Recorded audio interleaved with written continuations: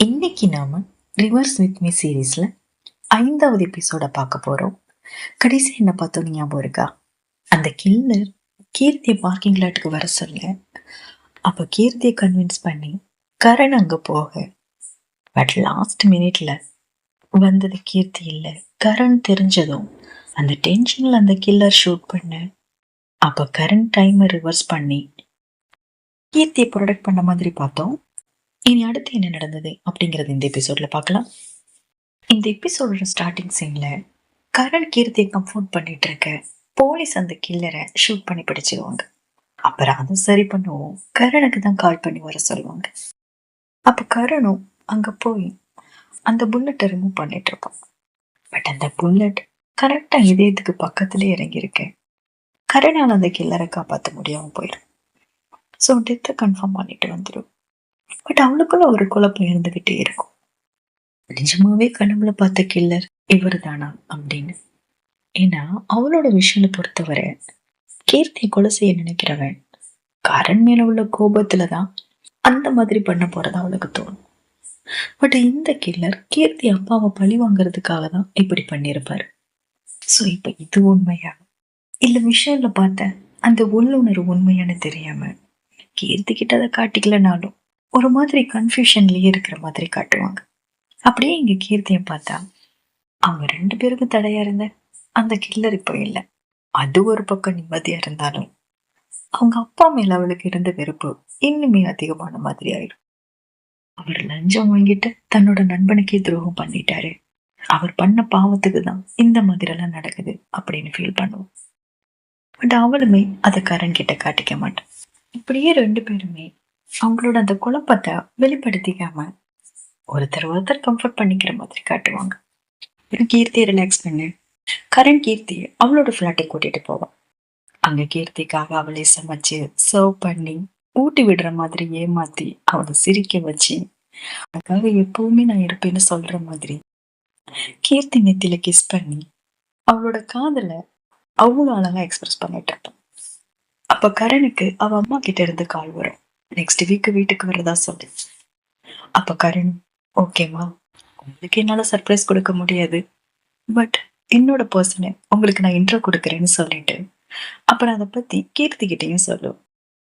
அப்ப கீர்த்திக்கு ஒரு மாதிரி இருக்கும். அவளோட அப்பா பத்தி யோசிச்சு லைட்டா ஃபீல் பண்ணுவான். அப்ப கரண் அவளோட கையை பிடிச்சு நீ என்ன யோசிக்கிறேன்னு எனக்கு புரியுது, பட் என்ன நம்பு, இதுவும் கடந்து போகும்னு சொல்ல. அப்ப கீர்த்தியும் லைட்டா ஸ்மைல் பண்ணி கரணோட தோல்ல சாஞ்சுப்பான். அப்புறம் நெக்ஸ்ட் சீன்ல பார்த்தேன்னா கீர்த்தி மீனு 2 பேரும் படிச்சுட்டு இருப்பாங்க. அப்ப மீனுக்கு தீ கிட்ட இருந்து மெசேஜ் வரும். அதை பார்த்ததும் அந்த லவ் முடிக்க போயிடுவான். அப்ப மீனு முகத்துல தெரியற அந்த சந்தோஷத்தை பார்த்த கீர்த்தி என்ன டார்லிங் உன் ஆளு லவ் சொல்லிட்டாரா, எல்லாம் எப்படி போகுதுன்னு கேட்ப.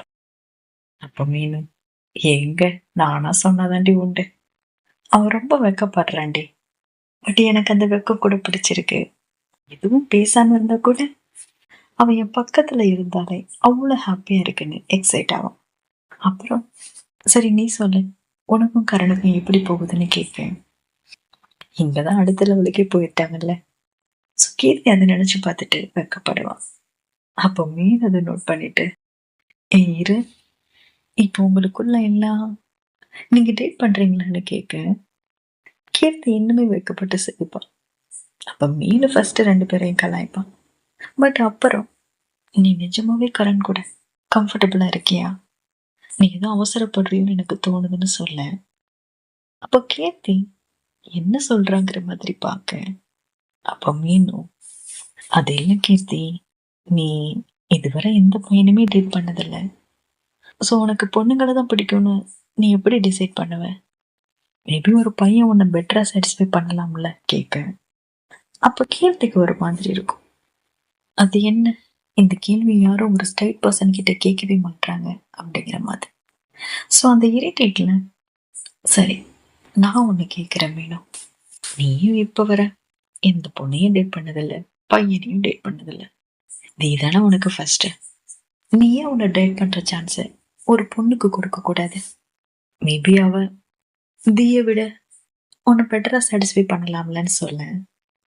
அப்பதான் மீனுக்கு புரியும் அவ கேட்டது தப்பு.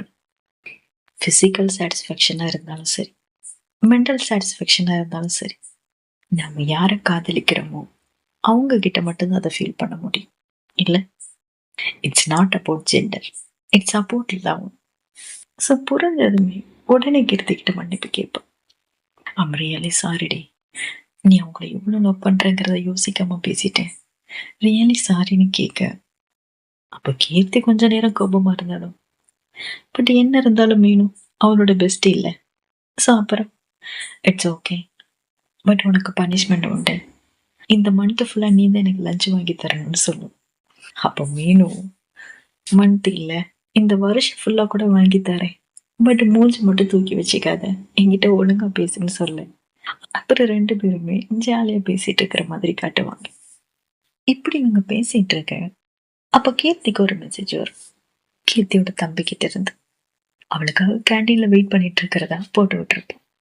அப்ப கீர்த்தியும் அதை மீனு கிட்ட சொல்லிட்டு தம்பியை மீட் பண்ண போவோம். ஆக்சுவலி கீர்த்தி வீட்டு பக்கமே போகாம இருப்பாள்ல, ஸோ வீட்டுக்கு வர சொல்லி கூப்பிடதான் வந்திருப்பான். ஸோ அப்படி அவன் கூப்பிட போகும் கீர்த்தி அஸ்யூஷல், எனக்கு ஷிஃப்ட் இருக்கு, பிஸியா இருக்கேன், இப்ப முடியாதுன்னு சொல்லிட்டு இருப்பேன். அப்ப கீர்த்தி தம்பி, அப்பாக்கு உடம்பு சரியில்லைக்கா, அடிக்கடி நெஞ்சு வலிக்குதுன்னு சொல்லிட்டு இருக்காரு, ஹாஸ்பிட்டல் கூப்பிட்டாலும் வர மாட்டாரு, நீ ஒரு முறை வந்து அவரை பாரு, நீ ஒரு டாக்டர் தானே, அதுக்காவது வாங்கன்னு சொன்ன. அப்பவும் கீர்த்தி தம்பி சொல்றத நம்ப மாட்டேன், வீட்டுக்கு வர சொல்றதுக்காக ஏதோ சொல்றான் அந்த மாதிரி தான் நினைப்பு. பட் கீர்த்தியோட தம்பி அதை சீரியஸாவே சொல்லிட்டு, நான் உனக்காக வீட்டுல வெயிட் பண்ணுவேன்னு சொல்லிட்டு கிளம்ப. அப்ப கீர்த்திக்கு என்ன பண்றதுன்னே தெரியாது. ஸோ இந்த குழப்பத்திலேயே கரண் கிட்ட இதை பத்தி சொல்லுவோம். கரனுக்கு தான் கீர்த்தியோட சின்ன வயசு மோசமான விஷயங்கள் எல்லாமே தெரியும்ல. ஸோ என்னால புரிஞ்சுக்க முடியுது கீர்த்தின்னு சொல்லிட்டு, அப்புறம் எல்லாம் ஓகே தான், பட் நிஜமாவே உன் அப்பாவுக்கு ஹெல்ப் தேவைப்பட்டான், நீ அவர் கூட இருக்கிறது அவசியமான ஒண்ணு தானே அப்படின்னு என்னென்னவோ சொல்லி அவளை கன்வின்ஸ் பண்ணி கீர்த்தியை வீட்டுக்கு கூட்டிட்டு போவோம். அங்க போனதுமே வழக்கம் போல கீர்த்திக்கும் அவன் அப்பாவுக்கும் டின்னர் டேபிள்லயே ஆர்குமெண்ட் ஸ்டார்ட் ஆயிரும். என்னன்னா, கீர்த்தி கரண் அவளோட ஃப்ரெண்டுன்னு சொல்லி இன்ட்ரோ கொடுத்துருப்பான். பட் டின்னர் டேபிள்ல கீர்த்தி கரனுக்கு சர்வ் பண்றது, கரண் கீர்த்தியை பார்த்து ஸ்மைல் பண்றதுன்னு அவங்க ரெண்டு பேர் பேசலையும் தெரியுற அந்த ஹாப்பினஸ், இதெல்லாம் கீர்த்தி அப்ப நோட் பண்ணிட்டு, நீ இவங்கள வீட்டுக்கு கூட்டு வந்திருக்கனா கண்டிப்பா இவங்க உனக்கு க்ளோஸா தான் இருக்கணும் அப்படின்னு ஸ்டார்ட் பண்ணுவார். அப்ப கீர்த்தியும், ஆமாப்பா, நான் ஒர்க் பண்ற ஹாஸ்பிட்டல்ல சீஃப் சர்ஜனா இருக்கிறாங்க, எனக்கு ரொம்பவே முக்கியமானவங்கன்னு சொல்லுவேன். அப்ப கீர்த்தி, அப்பா, நீங்க ரெண்டு பேரும் ஃப்ரெண்ட்ஸா இருக்கிறது இது நல்ல விஷயம்தான், பட் இப்போ உள்ள யங்ஸ்டர்லாம் ரொம்ப மோசமா இருக்கிறாங்க, ஹோமோசெக்சுவலா இருக்காங்கன்னு டைரக்டாவே சொல்லிடுவார். அப்போ கீர்த்தி இரிட்டேட் ஆயிடும். அந்த இரிட்டேஷன்லயே, ஏன்பா ஹோமோசெக்சுவலா இருந்தா என்ன தப்பு அப்படின்னு கேட்க, அப்போ கீர்த்தி அப்பா ஒரு நபட்ட சிரிப்பு சிரிச்சுட்டு, இதெல்லாம் ஒரு சமூக சீர்கேடு, என் சர்வீஸ்ல நான் எத்தனை பேரை பார்த்திருப்பேன், அந்த உறவுலாம் எப்படி நீடிக்கும், அவங்களால ஃபேமிலியா இருக்க முடியாதுல்ல, பின்ன எப்படி அது சாத்தியமாகும்னு சொல்லிட்டு இருப்பாரு. பட் கருணோட வீட்டுல கருணோட பேரண்ட்ஸே லெஸ்பியன் கப்பல் தான், கிட்டத்தட்ட ஒரு 30 வருஷத்துக்கு மேல அவங்களுமே சந்தோஷமா தான் வாழ்ந்துட்டு இருக்காங்க.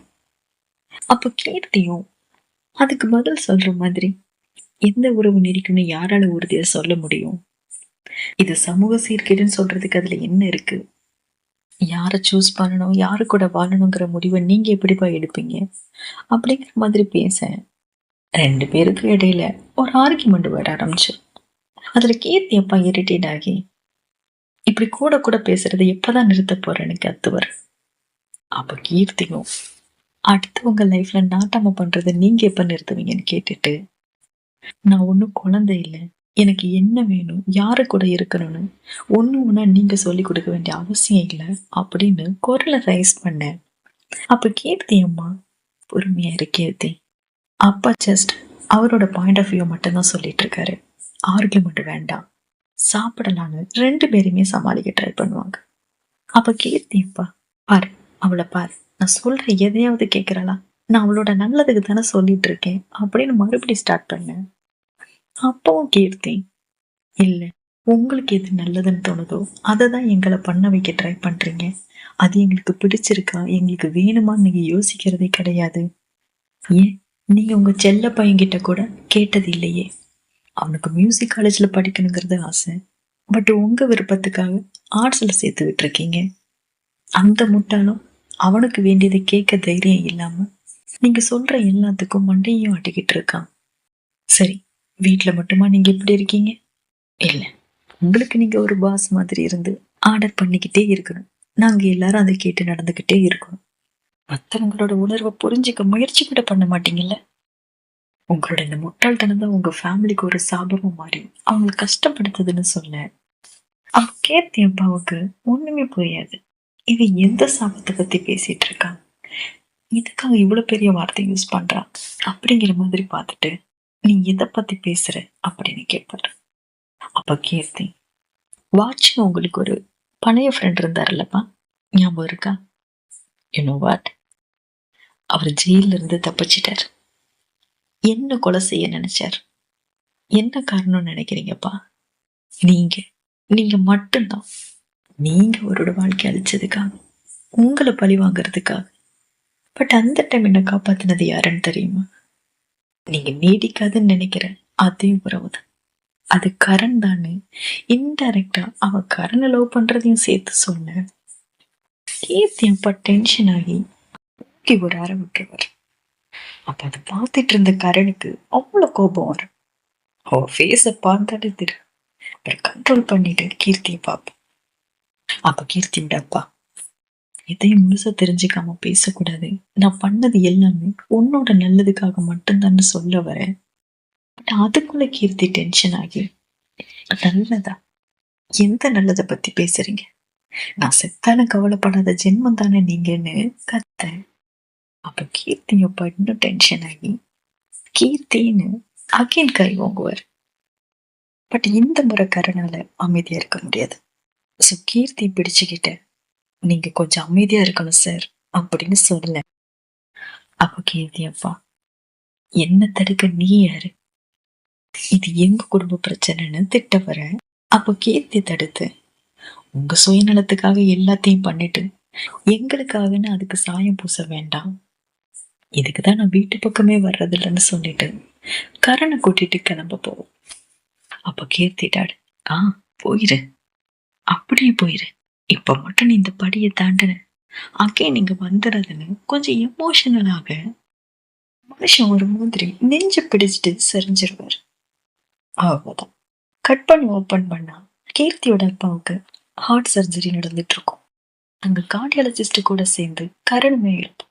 அப்ப சர்ஜரி நடந்துட்டு இருக்க அந்த செகண்ட் கரனுக்கு ஒரு விஷுவல் வர மாதிரி காட்டுவாங்க. அதே சேம் மீட்டிங் விஷுவல் தான். பட் கீர்த்தி ஷூட் பண்ண பர்சன் டாக்டர் கோட்டு போட்டிருக்கிற மாதிரியும் ஒரு கையில கன்னும் இன்னொரு கையில ஸ்கால்பலும் வச்சிருக்கிற மாதிரி வர கரண் ஒரு நிமிஷம் ஸ்டன் ஆயிரும். சுத்தி இருக்கிற எல்லாரும் டாக்டர் கரண் டாக்டர் கரண் கூப்பிட அப்பதான் அவளுக்கு கான்சியஸே வரும். அப்புறம் எப்படியோ அந்த சர்ஜரி கம்ப்ளீட் பண்ணிட்டு கீர்த்தி டாட் ஸ்டேபிளா இருக்கிறத கன்ஃபார்ம் பண்ணிட்டு கீர்த்தி கிட்ட அவ பார்த்ததை பத்தி சொல்லும். அப்ப கீர்த்தி, ஆனா நான் எல்லாம் முடிஞ்சதுன்னு நினைச்சேன். அங்கிள் வாட்ச் தான் அந்த கில்லர்ன்னு நினைச்சேன்னு சொல்ல. இல்ல, எனக்கு தெரியல கீர்த்தி, பட் ப்ளீஸ் நீ ரொம்ப கவனமா இருக்கணும்.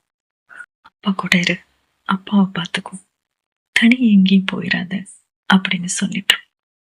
ஸோ கரண் இப்படி சொன்ன கீர்த்திக்கு என்ன யோசிக்கிறதுன்னு தெரியாது. ஸோ குழப்பத்திலேயே அப்பாவை பார்க்க போவோம். கீர்த்தி அப்பா அன்கான்சியஸ்ல இருக்கேன், பக்கத்துல அவங்க தம்பி உட்காந்துருப்போம். அப்போ கீர்த்தி உள்ள வருவோம். அப்பாக்கு எப்பக்கா கான்சியஸ் வரும்னு ஃபர்ஸ்ட் கேட்போம். அப்ப கீர்த்தி, அப்பா இப்ப நல்லா இருக்காங்க, சீக்கிரமே கான்சியஸ் வந்துடும்னு சொன்னேன். அப்ப கீர்த்தியோட தம்பி, உன்கிட்ட ஒண்ணு சொல்லணும்னு சொல்லிட்டு, உனக்கு அப்பாவுக்கு இப்பவும் செட் ஆனதே இல்லை. எஸ், அப்பா அவர் சொல்றதுதான் கேட்கணும்னு நினைப்பாரு. ஆனா அவருக்கு உண்மையில அக்கறை இல்லைன்னு மட்டும் சொல்லாதக்கா. அவருக்கு உண்மையில எவ்வளவு அக்கறை இருக்குன்னு நான் கூடவே இருந்து பார்த்திருக்கேன்னு சொல்லி அவன் ஒரு சில விஷயங்களை சொல்லும். என்னன்னா, சின்ன பொண்ணா இருக்கும்போது கீர்த்தி பாட போறேன்னு சொல்லிட்டு இருப்பாள்ல, அப்ப அவ பார்ல தான் பார்ட் டைமா பாட ஸ்டார்ட் பண்ணிருப்பான். சோ இத அலோவ் பண்ணா தன்னோட பொண்ணுக்கு ஏதாவது தப்பா நடந்துருமோ, தப்பான வழியில எதுவும் போயிருவாளோ அப்படிங்கிற பயத்துலதான் என்டர்டைன்மெண்ட்ல ஒரு ப்ரொஃபஷனா படிக்கிற வழியை பாரு அப்படின்னு அதை காது கொடுத்து கூட கேட்காத மாதிரி இருந்திருப்பார். அப்புறம் அந்த வாட்ச் ஃபேமிலியோட ஆக்சிடென்ட் கேஸ்ல அந்த ஆக்சிடென்ட் பண்ணது எம்பி பையன் தானே வாட்ச் கண்டுபிடிக்கிறதுக்கு முன்னாடி இவர் கண்டுபிடிச்சிருவார். பட் அவன் பெரிய எடுத்த பையன், எடுத்தோம் கவுத்தோம் அவன் மேல கைய வச்சு அவரோட ஃபேமிலிக்கு எதுவும் ஆயிடக்கூடாதுன்னு ரொம்ப கவனமா அந்த கேஸை ஹேண்டில் பண்ணிட்டு இருப்பாரு. இப்படி இவர் ஹேண்டில் பண்ணிட்டு இருக்கும் போதுதான் வாட்ச் வந்து எம்பி பையனை அரெஸ்ட் பண்ண சொல்லி ஃபோர்ஸ் பண்ணியிருப்பாரு. அப்பதான் அந்த ஆர்கி மட்டுமே நடந்திருக்கும். அதுக்கப்புறம் எந்த ஒரு டேமேஜும் இல்லாம எம்பி பையனை அரெஸ்ட் பண்ண வாரண்ட் ரெடி பண்ணி அவனை அரெஸ்ட் பண்ண கூட போவார். பட் அதுக்குள்ளதான் வாட்ச் அவரை கொலை பண்ணி தொங்க விட்டுருப்பாரு. எம்பி பையன் செத்த விஷயமே இவங்க அங்க போனதுக்கு அப்புறம் தான் அவங்களுக்கே தெரியும். உங்களுக்கு ஞாபகம் இருக்கா, அன்னைக்கு வாட்ச் அந்த எம்பி பையனை கொலை செய்யும் போது எந்த எவிடன்ஸையும் விட்டுறக்கூடாதுன்னு ரொம்ப கவனமா கிளவுஸ் எல்லாம் போட்டுதான் அதை பண்ணியிருப்பாரு. பட் அங்க நடந்த சண்டையில வாட்சுக்கு நோஸ்ல இருந்து ப்ளீட் ஆகி ஒரு சில டிராப் ஃப்ளோர்ல விழுந்திருக்கும். பட் வாட்ச் அதை கவனிச்சிருக்க மாட்டார். கிரைம் ஸ்பாட்ல கிடைக்கிற ஒரு துளி பிளட் போதாதா அந்த கிரைம் பண்ணது யாருன்னு கண்டுபிடிக்கிறதுக்கு. ஸோ அப்படிதான் ஃபொரன்சிக் டீம் அந்த பிளட்டை வாட்சோட சாம்பிள் கூட மேட்ச் பண்ணி அவர் தான் கில்லர்னு ரிப்போர்ட்டுமே கொடுத்துருவாங்க. எம்பி அவனோட பையனை கொண்டா சும்மா விடுவானா? ஸோ அப்போ வேற வழி இல்லாம தான் கீர்த்தி அப்பா வாட்ச் அரெஸ்ட் பண்ணியிருப்பார். அப்புறம் அந்த ப்ரொமோஷன் அது கில்லரை பிடிச்சதுக்காக கிடைச்சது இல்லை, அது ஒரு கோஇன்சிடென்ட் மட்டும்தான் போல. இந்த காக்கா உட்கார பணம் விழுந்ததுன்னு சொல்லுவாங்கல்ல, அந்த மாதிரி. இது எல்லாத்தையுமே கீர்த்தியோட அப்பா அவர் ஃபேமிலி கிட்டயுமே சொல்லியிருப்பாரு. உங்களுக்கு ஞாபகம் இருக்கா, ஒரு நாள் கீர்த்தி படிச்சிட்டு இருக்கும் போது அவங்க அப்பாவுக்கு ப்ரொமோஷன் கிடைச்சதை பத்தி ஃபேமிலியில எல்லாரும் பேசிட்டு இருப்பாங்களே, அப்ப கூட கீர்த்தி படிக்க விட மாட்டாங்களே நினைச்சு அங்க இருந்து கிளம்ப போக அப்ப கூட அவங்க அப்பா நாங்க பேச போறதை கேட்க போறது இல்லையா அப்படின்னு கேட்பாரு. பட் கீர்த்தி அப்ப இருந்த மைண்ட் செட்ல எனக்கு அதை விட முக்கியமான வேலை இருக்குன்னு சொல்லி போயிருப்பாளா? அந்த டைம்ல தான் கீர்த்தியோட அப்பா இது எல்லாத்தையுமே ஃபேமிலி கிட்ட சொல்லியிருப்பாரு. ஸோ இப்ப இது எல்லாத்தையும் கீர்த்தியோட தம்பி கீர்த்தி கிட்ட சொல்லிட்டு இப்ப கூட அந்த கில்லர் ஜெயில இருந்து எஸ்கேப் ஆயிட்டாருன்னு தெரிஞ்சதும் எங்க உன்னோட உயிருக்கு எதுவும் ஆபத்து வந்துருமோன்னு பயந்து ஒன்னு ப்ரொடெக்ட் பண்றதுக்காக 2 போலீஸ்காரங்களை உன்னோட ஹாஸ்பிட்டல்லையும் அப்பாயிண்ட் பண்ணியிருந்தாரு அப்பா.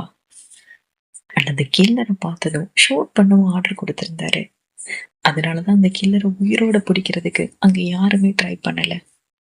இந்த விஷயத்துல டாக்டர் கரண் உனக்கு எப்படி சப்போர்ட் பண்ணாங்கன்னு எனக்கு தெரியாது. பட் அப்பாவுக்கு உன் மேல அக்கறை இல்லைன்னு மட்டும் நினைக்காதக்கா. அவர் கடினமானவர் தான், பட் மோசமானவர் இல்லைன்னு சொல்ல. கீர்த்திக்கும் அப்பதான் அப்பாவோட கோபத்துல இருக்கிற அந்த அக்கறையுமே புரியும். ஸோ அந்த ஃபீல்டையே முழுசா தெரிஞ்சுக்காம அவசரப்பட்டு பேசிட்டமேனு கண் கலங்க அப்பாவை பார்த்துட்டு இருப்பான். அப்புறம் அப்படியே இங்க கரணை பார்த்தா அவன் அந்த விஷுவலை பத்தி யோசிச்சு டென்ஷன் ஆயிட்டு இருப்பான். அப்ப ஃபியாட் உள்ள வருவான். வந்ததும் அந்த எக்ஸ்டன் கீர்த்தி அப்பா சர்ஜரி நீ தான் பண்ணியான்னு கேட்பாரு. அப்ப கரணும் சொல்ல, உனக்கு அவளை முன்னாடியே தெரியுமா?